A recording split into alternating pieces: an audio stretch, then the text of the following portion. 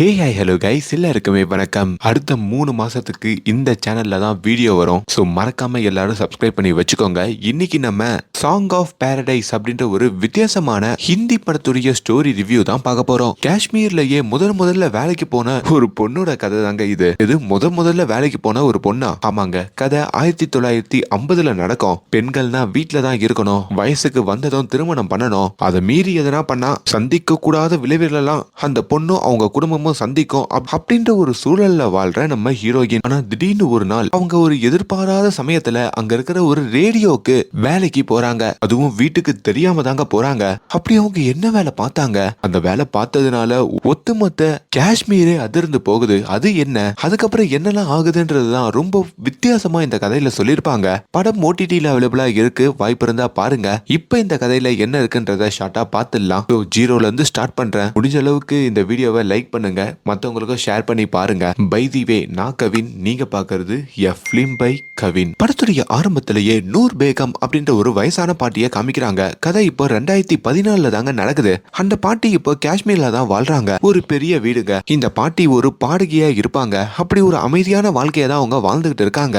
அந்த பாட்டிக்குன்னு ஒரு பெரிய குடும்பங்க. இப்ப அந்த பாட்டியோட பேத்திகளோட அவங்க சந்தோஷமா வாழ்ற மாதிரி காட்ட, அப்படி அந்த பாட்டியை பாக்குறதுக்கும் ரேடியோ ஸ்டேஷன்ல இருந்து ஒருத்தர் வந்திருக்காரு. இவங்களும் கொஞ்ச நேரம் கீழே வெயிட் பண்ணுங்கன்னு சொல்லிட்டு கண்ணாடி முன்னாடி நின்னு லிப்ஸ்டிக் எல்லாம் போட்டுக்கிட்டு அப்படியே அந்த பெரிய வீட்ல இருந்து அந்த ரேடியோ ஸ்டேஷனுக்கும் கிளம்புறாங்க. கட் பண்ணா இன்னொரு பக்கம் ஒரு இளைஞரை காமிக்கிறாங்க. இவரோட பேரு உஸ்தாத். இவர் இந்த பாட்டியை மீட் பண்ணணும் அப்படின்னு சொல்லிதாங்க டெல்லியில இருந்து இப்போ காஷ்மீருக்கு கிளம்பிய வந்திருப்பாரு. கையில ஒரு கித்தாரோட ஏதோ பாட்டி கேட்டுக்கிட்டு வராரு போல இருக்குங்க. லுக்கா பார்த்தாலே ஏதோ பெரிய பாடகரா இருப்பாரு போல. இப்ப அந்த பாட்டியும் அந்த ரேடியோ ஸ்டேஷனுக்கு வந்து ஏதோ ஒரு கான்டாக்ட்ல சைன் பண்றாங்க. அப்படி சைன் பண்ணிட்டு வெளியே வரப்போ அந்த இடத்துல இந்த இளைஞரான உஸ்தாத் உட்காந்துக்கிட்டு இருக்காருங்க. இந்த பாட்டி கிட்ட வந்தும் உங்ககிட்ட கொஞ்ச நேரம் பேசணும், அதுக்கு எனக்கு நேரம் ஒதுக்க முடியுமான்ற மாதிரி கேட்க, இதுல இந்த பாட்டி நூர் பேகமோ கோவப்பட்டு என்னால முடியாதுன்னு சொல்லிட்டு வீட்டுக்கு வந்துடுறாங்க. இப்ப ராத்திரி ஆகுதுங்க. இந்த பாட்டி கிட்டத்தட்ட ஒரு 60 வருஷத்துக்கு முன்னாடி பாடின அவங்களுடைய பாடல்கள் எல்லாம் இப்ப மறுபடியும் பாடி அதையெல்லாம் அந்த ரேடியோ ஸ்டேஷன்ல இருந்து ரெக்கார்ட் பண்ணிக்கிட்டும் இருக்க, இப்ப மறுபடியும் அதே ரேடியோ ஸ்டேஷன் வாசல்ல இந்த உஸ்தாத் அப்படின்ற பையன் உட்காந்துட்டு இருக்காங்க. அந்த பாட்டி உள்ள இருந்து வேலை முடிச்சு வரதுக்கு லேட் ஆகாதனால அவனும் கித்தார் வச்சுக்கிட்டு பாடல் பாடிக்கிட்டு இருக்க, அது அந்த பாட்டியுடைய பழைய பாடல்களுங்க. இப்ப அந்த பாட்டி நூர் பேகமோ வேலை முடிச்சிட்டு வெளியே வரப்போ இந்த பையன் பாடிட்டு இருக்கிறதையும் கவனிக்கிறாங்க. யார் பார்த்தா மீன்னு காலையில இருந்து என்ன பார்க்கணும்னு சொல்லிக்கிட்டு இருக்க, உனக்கு என்ன வேணும்ன்ற மாதிரி கேட்க, அந்த பையனும் பக்கத்துல வந்து இந்த பாட்டி 60 வருஷத்துக்கு முன்னாடி ஒரு கான்சர்ட்ல பாடியிருப்பாங்க அந்த போட்டோவையும் அந்த பையன் இப்ப காமிக்கிறான். நான் உங்களுடைய மிகப்பெரிய ஃபேனு, உங்களை மாதிரியே ஒரு பெரிய சிங்கர் ஆகணும் அப்படின்றதுதான் என்னோட ஆசையும், எனக்கு உங்களுடைய கதையை தெரிஞ்சுக்கணும், எனக்காக அந்த கதையை சொல்ல முடியுமான்ற மாதிரி கேட்க, நாளைக்கு 4 மணிக்கு ஆத்தங்கரையோர வந்துரு, அங்க நம்ம சந்திக்கலாம்னு சொல்லிட்டோம். இப்ப நம்ம நூர் பேகமோ அங்க இருந்து கிளம்புறாங்க. அப்படி அடுத்த நாள் மாலை ஒரு 4 மணிக்கு அந்த பையனை வந்து பாக்குறாங்க. சொல்லுப்பா, உனக்கு என்ன கதையை தெரிஞ்சுக்கணும்? உங்க கதையை தான் தெரிஞ்சுக்கணும், முதல்ல இருந்து சொல்லுங்க. நீங்க யாரு, எப்படி இந்த காஷ்மீர்ல முதல் பொண்ணா வேலைக்கு போனீங்க, அப்போ உங்களுக்கு எந்த மாதிரியான அடக்குமுறைகள் இருந்தது, அது எல்லாம் நான் தெரிஞ்சுக்கணும், ப்ளீஸ் சொல்ல முடியுமான்ற மாதிரி கேட்க, இப்போ அவங்களும் அந்த கதையை சொல்ல ஆரம்பிக்கிறாங்க. அந்த காலத்துல எல்லாம், அதாவது 1950 பெண்கள் இந்த கிச்சன் சாமான் வாங்குறதுக்கும் காய்கறிகளை வாங்குறதுக்கும் மட்டும்தான் வெளியே வரணுமா. முக்கியமா ஒரு வயசுல இருக்கிற பொண்ணுங்களாம் வெளியே வரவே கூடாதான். அவளும் ஏன் லிப்ஸுக்கு லிப்ஸ்டிக் கூட வைக்க கூடாதான். அப்படிதான் நம்ம ஹீரோயின், அதாவது இந்த பாட்டி இருக்காங்கல்ல, அவங்களோட சின்ன வயசுல இருந்ததாகவும், அப்போ இந்த பாட்டிக்கு நூர் பேகம்ன்ற பேர்லாம் இல்லைங்க, இவங்களோட ஒரிஜினல் பேரு ஜபா அப்படின்ற மாதிரி சொல்றாங்க. இந்த பாட்டிக்கு ஒரு அன்பான அப்பாங்க, ஒரு கோவக்கார அம்மாங்க. அப்பா இந்த ஆடைகளை தைக்கிற ஒரு டெய்லரா இருப்பாரு. நம்ம ஹீரோயின் அவங்களுக்கு என்ன தோணுச்சுனாலும் அவங்க அப்பா கிட்ட தான் ஷேர் பண்ணுவாங்க. அவங்க அம்மாவை பொறுத்த வரைக்கும், நான் இந்த வீட்டுல அடிமையா இருந்துட்டேன், நீயும் அடிமையா தான் இருக்கணும், நீ போற வீட்லயும் சமையல் கட்ட தாண்டக்கூடாது அப்படின்னு சொல்லி பொண்ணை எந்நேரமும் சமைக்க சொல்லி அடிச்சே வளர்ப்பாங்க. அது இல்லாம அந்த ஊர்ல ஒரு மாஸ்டர் இருக்காருங்க, அதாவது பாட்டு சொல்லி கொடுக்குறவரு, அவரோட வீட்டுக்கு வீட்டு வேலை செய்யறதுக்கும் தன்னோட பொண்ணை வேலைக்கு அனுப்புவாங்க. அப்படி நம்ம ஹீரோயின் அந்த வீட்டுல போயிட்டு கிளாஸ் கழுவுறது, பெருக்கிறது, சமைக்கிறதுன்னு சொல்லி எல்லா வேலையும் பார்த்துட்டு ஈவினிங் வீட்டுக்கு வந்து இவங்க வீட்லயும் சமைக்கிற வேலையை பார்க்கணுங்க. ஒவ்வொரு வாட்டியும் அந்த மாஸ்டரோடைய வீட்டுக்கு ஹீரோயின் வேலைக்கு போறப்பெல்லாம் அந்த மாஸ்டர் பாடுறத அவங்க தொலைவுல இருந்து கேட்பாங்க. அதுல நம்ம ஹீரோயினுக்கு இந்த பாட்டு பாடுறது மேல ஒரு சின்ன இன்ட்ரெஸ்ட் வருங்க. அப்படி ஒரு சந்தர்ப்பத்துல தான் நம்ம ஹீரோயினுடைய தோழிக்கு திருமணம் நிச்சயிக்கப்படுது. அதுவும் அவங்க வயசுக்கு வந்து கொஞ்ச நாள்லயே அந்த திருமணம் நிச்சயிக்கப்படுதுங்க. அதுக்கும் நம்ம ஹீரோயின் அவங்க தோழியோட அந்த திருமணத்துக்கு கிளம்ப, அப்பா அவங்க கொஞ்சம் லிப்ஸ்டிக் வச்சுட்டு போலான்ற மாதிரியும் வச்சுக்கிட்டு இருக்காங்க. அப்ப அங்க இருக்கிற குதிரை வண்டிக்காரரும், என்ன பண்ணிக்கிட்டு இருக்கீங்க, இதெல்லாம் பாவம்னு உங்களுக்கு தெரியாதா, ஒழுங்கா எல்லாத்தையும் அழைச்சிட்டு போங்க அப்படின்ற மாதிரியும் கத்துறாரு. கட் பண்ணா இப்ப நம்ம ஹீரோயின் அந்த திருமணத்திலேயே வந்து கலந்துக்க அங்க மணப்பெண்ணாகி இருக்கிற ஹீரோயினோட தோழியும் நீ தான் நல்லா பாடுவல எனக்காக ஒரு பாடலை பாடுறியா அப்படின்னு ஹீரோயின் கிட்டயும் கெஞ்சி கேக்குறாங்க. அங்க பெண்கள் மட்டுமே இருக்கிற இடம் அப்படின்றதுனால நம்ம ஹீரோயினும் சம்மதிச்சு கையில ஒரு மேளத்தையும் எடுத்துக்கிட்டு அங்க அவங்க அழகான குரல்ல முதல் பாடலை பாடுறாங்க. பெண்கள் கொஞ்சம் அமைதியா இருக்கிறதுனால அந்த ஓசை கொஞ்சம் வெளியே கேட்கவும் செய்யுதுங்க. அப்படி அதே திருமணத்துக்கு வந்திருக்கிற அந்த மாஸ்டர் இருக்காரு பாத்தீங்களா, அவரு இந்த வாய்ஸ கவனிக்கிறாரு. எவ்வளவு அழகான வாய்ஸா, இந்த பொண்ணு நம்ம வீட்டுல வேலைக்காரியா வேலை பாக்குறவ தானே, இவ இப்படி எல்லாம் பாடுவாளா அப்படின்ற மாதிரி ரொம்பவுமே ஆச்சரியப்பட்டு போறாரு. அடுத்த நாள் நம்ம ஹீரோயின் வேலைக்கு வரப்போ இந்த காஃபி கப்பெல்லாம் எடுத்துக்கிட்டு இருக்காங்க. அப்ப அந்த மாஸ்டரும் ஹீரோயின் கிட்ட, ஏமா நேத்து திருமணத்துல நீ ரொம்ப நல்லாவே பாடின, எப்பவுமே வீட்டு வேலைக்கு வருவல, ஒரு 2 மணி நேரத்துக்கு முன்னாடியே இங்க வந்துடுறியா, நான் உனக்கு பாட்டு சொல்லி கொடுக்குறேன் அப்படின்ற மாதிரியா அவரு சொல்றாரு. ஆனா ஹீரோயினும் கொஞ்சம் யோசிக்கிறாங்க.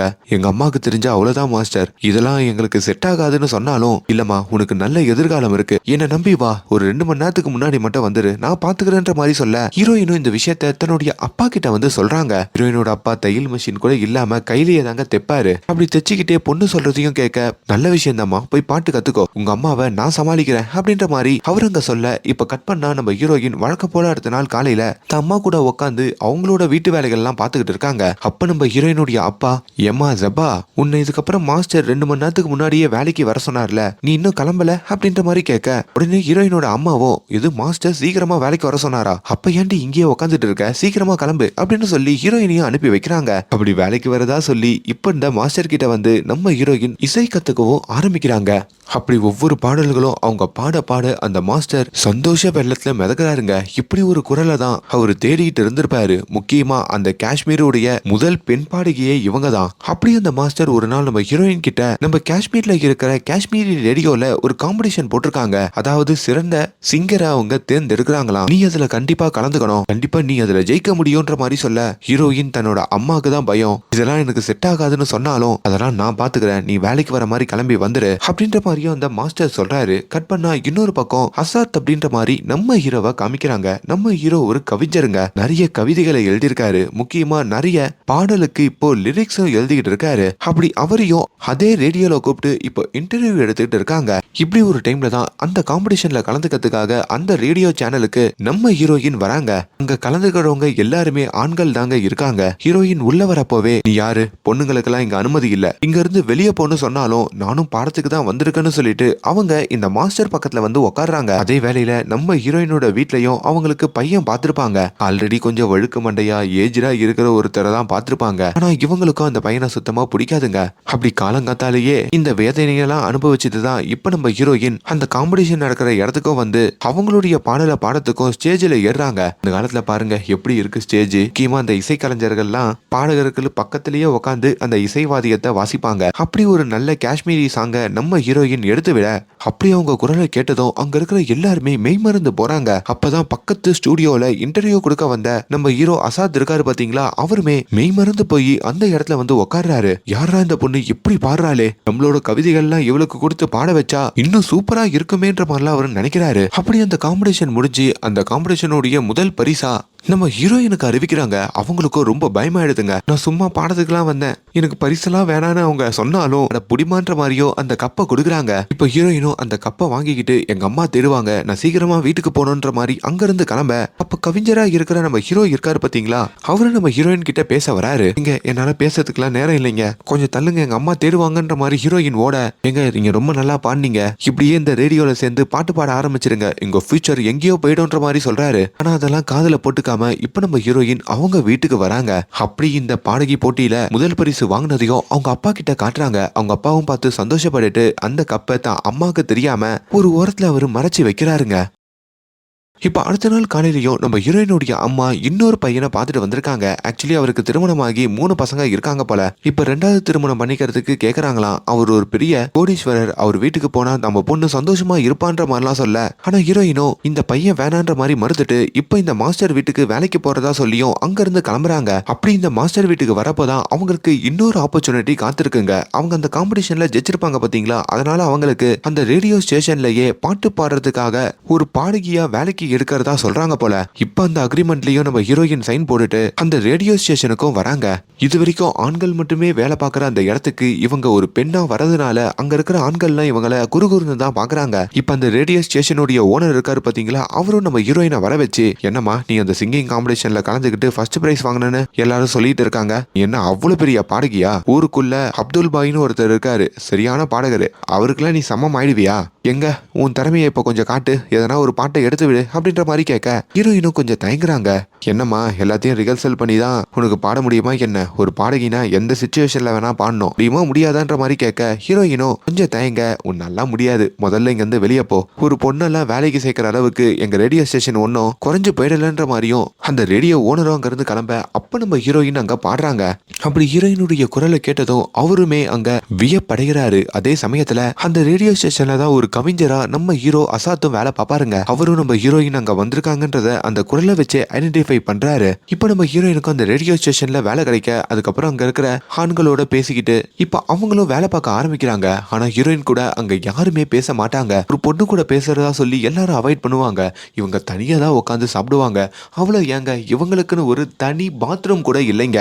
இவங்க பாத்ரூம் போனோம்னா அங்க இருக்கிற மேல் பாத்ரூம்ல தான் இவங்களும் போக வேண்டிய சிச்சுவேஷன். இதை எல்லாத்தையும் அங்க இருக்கிற நம்ம ஹீரோவும் பார்த்துக்கிட்டு இருக்காரு. அந்த ரேடியோ ஸ்டேஷன்ல நம்ம ஹீரோயின் கிட்ட ஓரளவுக்கு நல்லா பேசுறது நம்ம ஹீரோவான அந்த கவிஞர் மட்டும்தாங்க. நாட்கள் கடந்து போகுது. இப்ப கொஞ்சம் கொஞ்சமா அந்த ரேடியோ ஸ்டேஷன்ல இருக்கிற இசை கலைஞர்கள்லாம் நம்ம ஹீரோயின் கிட்ட பேச ஆரம்பிக்கிறாங்க. இப்ப ஹீரோயினுக்கும் 20 ரூபாய் சம்பளத்துல 50கள்ல மாசத்துக்கு 20 ரூபாய் சம்பளம் கொஞ்சம் அதிகம் தாங்க. சோ ஹீரோயினும் வேலை பாக்குறாங்க. தன்னோட வீட்லயும் அந்த சம்பளத்தெல்லாம் எடுத்துட்டு வந்து கொடுக்க ஹீரோயினோட அம்மாக்கும் லைட்டா சந்தேகம் வருது. என்ன பொண்ணு எவ்வளவு சம்பாதிக்கிறா, அந்த மாஸ்டர் என்ன வீட்டு வேலை பாக்குறதுக்கு எவ்வளவா காசு கொடுக்கறாருன்ற மாதிரிலாம் யோசிக்க ஒரு டைம்ல தான் இவங்க ரேடியோ ஸ்டேஷன்ல ஒரு புது நிகழ்ச்சியை ஏற்பாடு பண்ணிருக்காங்க. சாயங்காலம் 6 மணி ஆச்சுனா நம்ம ஹீரோயின் அந்த ரேடியோ ஸ்டேஷன்ல லைவா ஒரு பாட்டு பாடணுங்க. இதை நீ தொடர்ந்து பண்ண போறன்ற மாதிரியும் அந்த ரேடியோ ஓனர் சொல்ல ஹீரோயினுக்கு சந்தோஷம் இருந்தாலும் இப்ப எப்படினாலும் நம்ம பேரை சொல்லி தானே பாடணும், அப்படி எங்க அம்மாக்கு தெரிஞ்சிருச்சுன்னா என்ன பண்றது, மாட்டிப்பேன்ற மாதிரியும் பயப்படுறாங்க. அப்பதான் உன்னோட பேரு ஜெபா அப்படின்றத நூர் பேகம்னு மாத்திக்கோ, நீ நூர் பேகம் அப்படின்ற பேர்ல இந்த பாடல்களை பாட ஆரம்பி அப்படின்ற மாதிரியும் சொல்ல அப்படி நம்ம ஹீரோயின் அப்பதான் நூர் மேகமா மாறி பாடல்கள் பாட ஆரம்பிக்கிறாங்க. இவங்க என்னதான் ரேடியோ ஸ்டேஷன்ல போய் பாட்டு பாடி நிறைய மனச கவர்ந்து இருந்தாலும் அந்த மாஸ்டர் வீட்டுக்கு வந்து அப்பப்போ வீட்டு வேலை பார்க்கறதும் வழக்கங்க. அப்போ ஒரு வார்த்தை சொல்லுவாங்க பாருங்க, இந்த வேலையும் உயர்வு தாழ்வு இல்ல, எல்லா வேலையும் சமந்தான் அப்படின்ற மாதிரி சொல்லிட்டு தான் அந்த வேலையை பார்ப்பாங்க. நாட்கள் கடந்து போகுது. நம்ம ஹீரோயின் என்னதான் பெரிய பாடகியா இருந்தாலும் அவங்களுக்கு 20 ரூபாய் சம்பளம் கொடுக்குறாங்க. அவங்க கூட இருக்கிற இசைக்கலைஞர்களுக்கு 30 ரூபாய் சம்பளம் கொடுக்குறாங்க. இது அவங்களுக்கு கோவத்தை கொடுக்குது. அந்த ரேடியோ ஓனரையும் கூப்பிட்டு 20 ரூபாய் சம்பளம் எனக்கு மட்டும் ஏன் கொடுக்குறீங்க, நான் தானே லீடு, நான் தானே பாட்டு பாடுறேன், இப்ப எனக்கும் 30 ரூபாய் தானே சம்பளம் கொடுக்கணும்ன்ற மாதிரி கேட்க அவங்க எல்லாம் ஆண்கள், நீ பெண், உன்னை விட அவங்க எக்ஸ்பீரியன்ஸ் ஆனவங்கன்ற மாதிரிலாம் சொல்றாங்க. ஆனா ஹீரோயினும் கோச்சிக்கிட்டு எனக்கும் 30 ரூபாய் சம்பளம் கொடுத்தா பாடுவேன், இல்லைன்னா வர முடியாதுன்னு சொல்லிட்டு அங்க இருந்து கிளம்ப அதுல இருந்து ஹீரோயினுக்கு 30 ரூபாய் சம்பளம் மாறுது. இங்க நம்ம ஹீரோவை காமிக்கிறாங்க. நம்ம ஹீரோக்கு ஒரு ஆன்ட்டி இருப்பாங்க, அப்பா அம்மாலாம் இல்லைங்க. அந்த ஆன்ட்டியும் நம்ம ஹீரோயினுடைய வாய்ஸை கேட்டு ஒரு பெரிய ஃபேனா இருப்பாங்க. ஒரு நாள் ரேடியோ ஸ்டேஷனுக்கு கூட்டு போயிட்டு அந்த நூர் பேகம் பெண்ணை எனக்கு இன்ட்ரோடியூஸ் பண்ணி வைக்கின்ற மாதிரியும் கேட்பாங்க. அப்படி அந்த நூரையும் இந்த ஆன்ட்டி வந்து பார்க்க அவங்கள தன்னோட பொண்ணு மாதிரி நினைச்சு அவங்க பேச ஆரம்பிக்கிறாங்க. இன்னொரு பக்கம் அந்த காஷ்மீர்ல ஒரு மியூசிக் டைரக்டர் இருக்காருங்க. அவரு தான் பண்ற ஒரு படத்துக்கு நீங்க வந்து பாடணுன்ற மாதிரியும் ஹீரோயின் கிட்ட அப்ரோச் பண்றாங்க. அப்படி பாடி கொடுக்க அப்படி அவங்க வளர்ச்சியை பார்த்து இப்ப அவங்க வேலை பார்க்குற அந்த ரேடியோ ஸ்டேஷன்ல உமன்ஸ் டாய்லெட் அப்படின்ற ஒரு டாய்லெட்டை நூர்மேகத்துக்காகவே ஒதுக்குறாங்க. கொஞ்ச நாள்லயே காஷ்மீர் நகர் முழுக்கவே நூர்மேகமுடைய பாடல்கள் ஒலிக்க ஆரம்பிக்குதுங்க. ஆனா அவங்க எப்படி இருப்பாங்கன்னு யாருக்கும் தெரியாது. ஒரு நாள் நம்ம ஹீரோயின் அவங்க அம்மாவோட மார்க்கெட்டுக்கு போறப்போ அங்க எல்லாருமே அந்த நூர்மேகமுடைய பாடலெல்லாம் கேட்டுக்கிட்டு இருக்க அதுல நம்ம ஹீரோயினோட அம்மாவுக்கு கோவம் வருது. எந்நேரமும் உட்காந்து குடிக்கிறது, அதுக்கப்புறம் இப்படி பாட்டு கேட்கறது, இவனுங்களை சொல்லி என்ன பிரயோஜனம், இது மாதிரி பாட்டு பாடுறதுக்கு பொண்ணுங்களை போய் வீட்டுல இருந்து அனுப்புறானுங்க பாரு, அவனுங்களை சொல்லணும் அப்படின்ற மாதிரி புலம்பிக்கிட்டே போறாங்க. இது நம்ம ஹீரோயினுக்குமே ஒரு பயத்தை கொடுக்குது. இப்படியான ஒரு டைம்ல தான் நம்ம ஹீரோயின் அந்த இசைக்கலைஞரோட சேர்ந்து ஒரு பாடல் பாடிருப்பாங்கல்ல, அந்த பாடல் ரொம்ப வைரல் ஆகி இப்ப அந்த இசைக்கலைஞரோட சேர்ந்து இவங்க ஒரு கான்சர்ட்டையும் போடுறாங்க. இப்ப இருக்கிற கான்சர்ட்டுக்கும் அப்ப இருக்கிற கான்சர்ட்டுக்கும் என்ன டிஃபரன்ஸ் இருக்குன்னு பாருங்க. எல்லாரும் உட்காந்து அங்க இசையை ரசிக்கிறாங்க. நம்ம ஹீரோயினும் அங்க பாடல் எல்லாம் பாடிட்டு அங்கிருந்து கிளம்பலான்னு பார்க்க, ஆனா அதுக்குள்ள அங்க பிரஸ் மீடியான்னு சொல்லி எல்லாரும் சூழ்ந்துகிட்டு போட்டோ எடுக்க ஆரம்பிச்சிடுறாங்க. நம்ம ஹீரோயினுக்கு தெரியாதுங்க நம்ம எவ்வளவு பிரபலமா இருக்கோம்னு சொல்லி. இந்த மீடியாலாம் பார்த்ததுக்கு அப்புறம் தான் அவங்களுடைய பிரபலமே அவங்களுக்கு புரியுது. தான் பக்கத்துல இருக்கிற நம்ம ஹீரோ அசாட் கிட்டேயும் இந்த போட்டோல நான் மாட்டேன்னா அவ்வளவுதான், நான் இங்கிருந்து கிளம்புறேன்னு சொல்லிட்டு அவங்க அங்கிருந்து வேகமா தப்பிக்க, ஆனா அடுத்த நாளே அந்த போட்டோ நியூஸ் பேப்பர்ல வந்துருதுங்க. ஊரே தேடிக்கிட்டு இருக்கிற அந்த 100 பேகம் இவங்க தான் அப்படின்ற மாதிரியும் அதுல போட்டிருக்கு. அந்த நியூஸ் பேப்பரை இப்ப நம்ம ஹீரோயினோட அப்பா வாங்கி பார்க்க, ஆத்தாடி நம்ம பொண்ணுடைய போட்டோ ஒரு பையனோட சேர்ந்து பேசுற மாதிரி வந்திருக்கே அப்படின்ற மாதிரியும் யோசிக்கிறாரு. ஏன்னா அந்த கவிஞர் இந்த அசாட் இருக்காருல அவரோட சேர்ந்தா போல வந்திருக்குங்க. அதுவுமே அங்க இருக்கிற மக்கள் கிட்ட தப்பா போய் சேருது. அதே மாதிரி இவங்க ஒரு பாடகின்னு தெரிஞ்சதும் நம்ம ஹீரோவுடைய ஊருக்காரங்களும் அவங்களுடைய ஆட்களும் கோவத்துல கொந்தளிக்கிறாங்க. முக்கியமா ஹீரோயினோட அப்பாவை அங்கேயே போட்டு அடிச்சிடுறாங்க. இப்ப நம்ம ஹீரோயின் வீட்டுக்கு வந்ததும் அவங்க அம்மாவையும் போட்டு பக்கத்து வீட்டுக்காரங்க எல்லாம் திட்டிக்கிட்டு இருக்க, இப்ப ஹீரோயினையும் அவங்க அம்மா போட்டு அடி அடிக்கிறாங்க. என்ன பண்ணிக்கிட்டு இருக்க, மாஸ்டர் வீட்டுக்கு வேலைக்கு போனா தெரியாம போய் பாட்டா பாடிக்கிட்டு இருக்க, இப்படி கூத்தாடி வேலை பாக்குறதுக்குலாம் உனக்கு யாரு சொல்லி கொடுத்தா, இதுக்கப்புறம் இந்த ரூமை விட்டு வெளியே வரக்கூடாது, நான் பாக்குற பையனை ஒழுங்கா கல்யாணம் பண்ணிக்கிட்டு போனோம் அப்படின்னு சொல்லி அங்கேயே அடிக்கிறாங்க. தன்னோட அப்பாவையும் அந்த ஊருக்காரங்க அடிச்சதை தெரிஞ்சு நம்ம ஹீரோயின் தான் ரூம்ல உட்காந்து கதறி அழுகுறாங்க. அவ்வளவுதான் நம்ம வாழ்க்கையே முடிஞ்சிருச்சு, இப்படிதான் போக போகுதுன்ற மாதிரியும் பயப்படுறாங்க. அதுக்கப்புறத்துல இருந்து நம்ம ஹீரோயின் அந்த ரேடியோ ஸ்டேஷனுக்கு வேலைக்கு போறது இல்லைங்க. அங்க நம்ம ஹீரோ அசாத்தும் நம்ம ஹீரோயினை நிறைய மிஸ் பண்றாங்க. முக்கியமா அவங்களுடைய பாடல்களை மிஸ் பண்றாங்க. அப்படி காலங்கள் கடந்து போகுது. அப்படி ஒரு நாள் தான் நம்ம ஹீரோ அவரோட ஆன்ட்டியை கூப்பிட்டுக்கிட்டு இப்ப நம்ம ஹீரோயினுடைய வீட்டு காலிங் பெல் அடிக்கிறாரு. அங்க உள்ள வந்ததும் ஹீரோயினுடைய அம்மா கிட்டையும் அப்பா கிட்டையும் உட்காந்து உங்க பொண்ணை நான் திருமணம் பண்ணிக்கிறதுக்கு ஆசைப்படுறேன்ற மாதிரியும் கேக்குறாரு. அவங்க கொஞ்சம் யோசனையோட இருக்காங்க. எப்படி பார்த்தாலும் நம்ம ஹீரோ அசாத் ஒரு பணக்காரரு, ரொம்ப நல்ல மனுஷன், வேற ஒரு நல்ல சம்பந்தம் தான், எனக்கு ஓகேன்ற மாதிரி ஹீரோயினோட அம்மா சொல்ல இருந்தும் ஹீரோயினுடைய அப்பா பொண்ணு கிட்ட ஒரு வார்த்தை கேளுங்க, அவளுக்கு ஓகேனா திருமணம் பண்ணிக்கலாம் அப்படின்ற மாதிரியே சொல்லிட்டு இப்ப ஹீரோயினை அங்க இருந்து ரூம்ல இருந்து வெளியே கூட்டிட்டு வராங்க. அப்படி ஹீரோ நம்ம ஹீரோயினோட முகத்தை பார்த்தே நான் உன்னை திருமணம் பண்ணிக்கிறேன்ற மாதிரி சொல்ல, என்ன கருணப்பட்டு திருமணம் பண்ணிக்கிறீங்களா இல்ல காதலோட திருமணம் பண்ணிக்கிறீங்களான்ற மாதிரி அவங்க கேக்குறாங்க. கருணெல்லாம் இல்ல, நான் உன்னை காதலிச்சேன், அதனால திருமணம் பண்ணிக்க ஆசைப்படுறேன்ற மாதிரி ஹீரோ சொல்றாரு. அவங்களும் அந்த திருமணத்துக்கு ஒத்துக்கிறாங்க. அப்படிதான் அந்த இடத்துல நம்ம ஹீரோக்கும் ஹீரோயினுக்கும் திருமணம் நடக்குதுங்க. அப்படி திருமணம் முடிஞ்ச கையோட நம்ம ஹீரோயின் ஹீரோவோடைய வீட்டுக்கு அழைத்து வரப்படுறாங்க. வீட்டுக்கு வந்ததும் நம்ம ஹீரோ கிட்ட வந்து, ஏங்க நான் பாட்டெல்லாம் பாடலைங்க, உங்களுக்கு உதவியா உங்க வீட்லயே இருந்துடுறேங்க அப்படின்ற மாதிரியும் அங்க வெக்கப்பட்டு சொல்ல, அப்பதான் ஹீரோவுமே நான் என் கனவை தெரியும், நான் என் வேலையை தேடி எப்படி போறனோ அப்படி நீயும் இருக்கணும், ஏன் பெண்கள்னா வீட்டுல தான் இருக்கணுமா என்ன, உனக்கு நான் சப்போர்ட் பண்றேன், நீ அந்த ரேடியோ ஸ்டேஷனுக்கு இதுக்கப்புறம் ரெகுலரா போற, பாட்டு பாடுற அப்படின்னு சொல்லி இப்ப நம்ம ஹீரோயினுக்கும் சப்போர்ட் பண்ண ஆரம்பிக்கிறாரு. அதுல அவருக்கு பிரச்சனைகள் வரவும் ஆரம்பிக்குது. ஏன்டா பொண்டாட்டிய கூட்டி கொடுத்து அவளை போய் வேலைக்கு அனுப்புறிய, நீ எல்லாம் ஒரு ஆம்பளையா அப்படின்னு சொல்லி ராத்திரி சமயத்துல எவனோ கல்ல தூக்கி ஹீரோவோட வீட்டுல அடிக்கிறாங்க. அதுல கண்ணாடி உடைஞ்சு ஹீரோக்கும் காயம் ஏற்படுதுங்க. இதுலயும் ஹீரோயின் பயப்படுறாங்க, என்னால வேலைக்கு போக முடியாது, நான் மட்டும் எதுக்கு போனோம், ஊர்ல இருக்கிற பெண்கள்லாம் வீட்டுல தானே இருக்காங்கன்ற மாதிரியும் அழுக.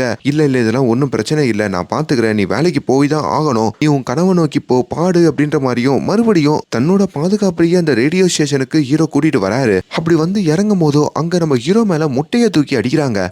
என்னங்க ரொம்ப பயமா இருக்குங்க, வீட்டுக்கு போயிடலான்னு ஹீரோயின் சொன்னாலும் அதெல்லாம் ஒன்னும் பிரச்சனை இல்லம்மா, ஆம்லேட்டுக்கு போடுற முட்டைய என் மேல போட்டானுங்க, பிரியா விடுன்னு சொல்லிட்டோம். இப்ப அவங்கள ஒரு இடத்துல போயிட்டு பாட்டு பாடவும் வைக்கிறாங்க. இப்ப அந்த ரேடியோ ஸ்டேஷனுக்குள்ளேயும் தான் மனைவிய கூட்டிட்டு வராரு.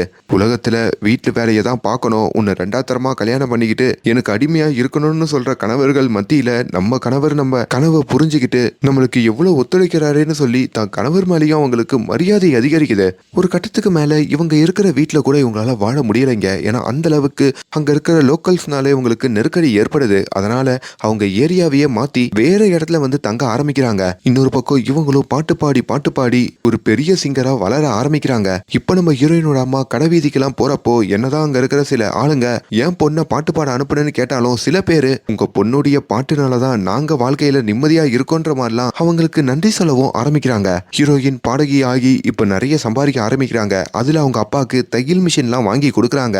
இதையும் நம்ம ஹீரோயினோட அம்மா கண் கலங்கி பார்க்க, நம்ம பொண்ணு புரிஞ்சிக்காம தான் இந்த பாடகிலாம் ஆகக்கூடாதுன்னு சொல்லி வீட்டுல உட்கார வச்சுட்டோம். ஆனா அவளுக்கு வந்த கணவர் அவளை எவ்வளவு புரிஞ்சுக்கிட்டு கூட இருந்து சப்போர்ட் பண்ணி இப்போ பிறந்த வீட்டுக்கு கூட அவ சம்பளத்துல வாங்கி கொடுக்குற அளவுக்கு அவங்க கணவர் இருக்காருன்னு சொல்லி புல்லரிச்சு போய் தான் பொண்ணுகிட்டையும் அவங்க கணவர்கிட்டையும் ஹீரோயின் அம்மா சாரி கேட்டுட்டு ஒரு சின்ன கிஃப்டையும் நம்ம ஹீரோயினுடைய கணவருக்கு கொடுக்குறாங்க. அது மூலயமா இப்ப ஹீரோயின் அவங்க அம்மா எல்லாருமே ஒண்ணு சேர்றாங்க.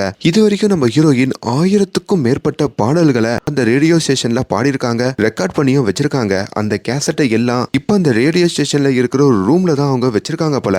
அப்படி ஒரு நாள் நம்ம ஹீரோயின் பாடக்கூடாதுன்னு சொல்லி அங்க சில கும்பல் சுத்திக்கிட்டு இருக்கோம்ல, அந்த கும்பல்ல இருக்கிற சில பேர் வந்து அந்த ரேடியோ ஸ்டேஷனுக்கு தீ வைக்கிறாங்க. அந்த வெடி விபத்துல நம்ம ஹீரோயினுடைய கேசட்கள் எல்லாமே எரிஞ்சு போகுதுங்க. அப்படி ஆயிரக்கணக்கான பாடல்களும் அங்க அழியுது. இப்ப இந்த கதையை சொல்ற நம்ம ஹீரோயினும் அந்த பாடல்கள் மட்டும் அழியாம இருந்திருந்தா நானும் இப்போ இந்தியா முழுக்க பிரபலமான ஒரு பெரிய சிங்கராகவே மாறியிருப்பேன். ஆனா அந்த பாடல்கள்லாம் அழிஞ்சு போனதுனால என்னுடைய ஒரிஜினலான 1000 பாடல்கள் கடைசி வரைக்கும் வெளியே வர முடியாம இப்போ என்னுடைய மெமரியில மட்டுமே அது இன்னும் வாழ்ந்துகிட்டு இருக்கு. இப்போதைக்கு இந்த ஊருக்குள்ள நான் பெரிய சிங்கர், ஆனா இந்த ஊரை விட்டு வெளியே போனா என்னை பத்தி யாருக்கும் தெரியாதுன்ற மாதிரியும் அவங்க வருத்தத்தோட சொல்றாங்க.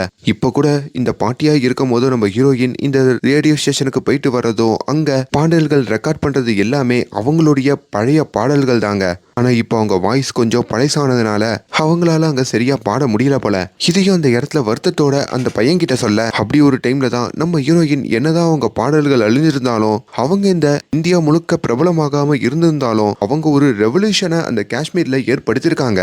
அது என்னன்ற மாதிரியும் ஒரு சின்ன பிளாஷ்பேக் ஓப்பன் ஆகுது. இந்த கேசட்லாம் எரிஞ்சு போனதுக்கு அப்புறம் நம்ம ஹீரோயின் அவங்க வாழ்க்கையே முடிஞ்சிருச்சு அவ்வளவுதான் அப்படின்னு நினைக்கும் போதோ அவங்களுடைய ரேடியோ ஸ்டேஷனுக்கு இன்னொரு பொண்ணு, அதாவது இவங்கள மாதிரியே பாட்டு பாடணும்னு நினைச்சு வீட்டுல அனுமதிக்காம இப்ப போராடி பாட்டு பாட வந்திருக்கிற இன்னொரு பொண்ணை அவங்க பாக்குறாங்க. அவங்களும் எனக்கு நீங்க பாட்டு பாடத்துக்கு உதவி பண்றீங்களா, நானும் உங்களை மாதிரியே சிங்கர் ஆகணும்னு இன்ஸ்பிரேஷனோட வந்திருக்கேன்ற மாதிரி சொல்ல கொஞ்ச நேரத்திலேயே அங்க இவங்கள மாதிரியே நிறைய பெண்கள் வீட்டை விட்டு வெளியே வந்து நாங்களும் வேலைக்கு வருவோம், நாங்களும் பாட்டு பாடுவோம்னு சொல்லி அவங்களோட திறமைய வெளியே காட்டுறதுக்கும் அங்க வராங்க. ஸோ அப்படிதான் காஷ்மீர்ல இருக்கிற பெண்கள்லாம் அதுக்கப்புறம் வேலை பார்க்க ஆரம்பிச்சாங்க. அதுக்கு முதல் ஆளா நம்ம ஹீரோயின் தான் அங்க பெரிய இன்ஸ்பிரேஷனெல்லாம் இருந்திருக்காங்கன்ற மாதிரியும் அங்க காட்டுறாங்க. ஸோ ஹீரோயினுடைய கணவரும் நீ வாழ்க்கையில எதுவுமே சாதிக்கிற நினைக்காத, நீ ஒரு ஊரையே மாத்திருக்க, இங்க இருக்கிற ஆண்களோட எண்ணத்துலலாம் மண்ணை தூக்கி அடிச்சிருக்க, இதுதான் நீ சாதிச்ச விஷயம், இது இசையை விட ஏன் நம்ம வாழ்க்கையில வாழ்வியலை விட இது பெருசு அப்படின்ற மாதிரி சொல்றாங்க. அப்படிதான் இத்தனை வருஷமா அங்க காஷ்மீர்ல இருக்கிற பெண்களுக்கெல்லாம் நம்ம ஹீரோயின் ஒரு பெரிய முன்னுதாரணமா இருக்கிற மாதிரி இந்த கதையில காமிப்பாங்க. ஸோ இப்படி இது எல்லாம் சொல்லிட்டு இதுதான் என்னுடைய கதை அப்படின்ற மாதிரியும் அந்த பையன்கிட்டயும் நம்ம பாட்டி சொல்லி முடிக்க, இந்த கதையை நீ என்ன பண்ண போற, எங்கன்னா போய் விற்க போறியா, சேல் பண்ண போறியான்ற மாதிரிலாம் கேட்கறாங்க. ஆனா அந்த கதை கேட்ட அந்த பையனும் சிரிச்சிட்டு அதெல்லாம் இல்ல, நானும் ஒரு சிங்கர் தான், இதை என்னுடைய முதலீடா வச்சு நானும் உங்களுடைய பாதையில நடக்க போறேன், எனக்கு ஒரே ஒரு விஷயத்துக்கு மட்டும் பர்மிஷன் கொடுப்பீங்களா, உங்களோட அழிஞ்சு போன 1000 பாடல்கள் உங்களுக்கு ஞாபகம் இருக்குன்னு சொன்னீங்கல்ல, அந்த பாடல்கள்லாம் எனக்கு சொல்ல முடியுமா, நான் அதை புதுப்பிச்சு மறுபடியும் ரெக்கார்ட் பண்ணி இந்த உலகத்துக்கு முன்னாடி கொண்டு வரேன்ற மாதிரியும் அவரு சொல்றாரு. அப்படி அந்த பாட்டியும் அதுக்கு பர்மிஷன் கொடுக்க, அப்புறம் அந்த பாட்டியுடைய பேத்திய வச்சு அவங்கள மாதிரி பாட வச்சு இவர் அந்த பாடல்கள் எல்லாம் ரெக்கார்ட் பண்ணி உலகம் முழுக்க கொண்டு வராருங்க. சோ இப்போ நான் சொன்ன கதை ஒரு உண்மை கதைங்க. ராஜ் பேகம் அப்படின்ற ஒரு காஷ்மீரி சிங்கருடைய கதை தான் இது. அவங்களுக்கு மெலோடி குயின் ஆஃப் காஷ்மீர் அப்படின்ற ஒரு பேரும் இருக்கு. இந்த பாட்டி பண்ண விஷயங்கள் எல்லாம் தெரிஞ்சு அவங்களுக்கு பத்மஸ்ரீ அவார்டு கூட கொடுத்திருக்காங்க. ஓவராலா பார்க்கும் போதோ இந்த கதை எனக்குமே ஒரு பெரிய இன்ஸ்பிரேஷன் தாங்க. ஏன்னா நம்மளுடைய மெயின் சேனலான ஃபிலிம் பைல சில காப்பிரைட்ஸ்லாம் வந்ததுனால ஒரு 3-4 மாசத்துக்கு ஏன் இதுக்கப்புறம் நிரந்தரமா கூட வீடியோ போட முடியாம போகலாம். இப்போ மறுபடியும் முதல்ல இருந்து ஆரம்பிச்சிருக்கேன், அதாவது செகண்டரி சேனல்ல வீடியோ போடுறதுக்கு. இதுக்கப்புறம் இதுதான் மெயின் சேனல், இதுல தான் எல்லா வீடியோவும் வரும். இதுக்கு பெருசா வியூஸ் எப்படி வரும் எப்படி போகலாம் தெரியாது, ஆனா நம்பிக்கையோட போட ஆரம்பிக்கிறேன். உங்க ஆதரவு இந்த சேனலுக்கும் இருக்கும்னு நினைக்கிறேன். டெய்லி இதுக்கப்புறம் இதுல தான் வீடியோ வரும். ஸோ அதனால இந்த சேனலை சப்ஸ்கிரைப் பண்ணி வச்சுக்கோங்க, லைக் பண்ணி நிறைய பேருக்கு ஷேர் பண்ணி முடிஞ்ச அளவுக்கு சப்போர்ட் பண்ணுங்க. Love you guys.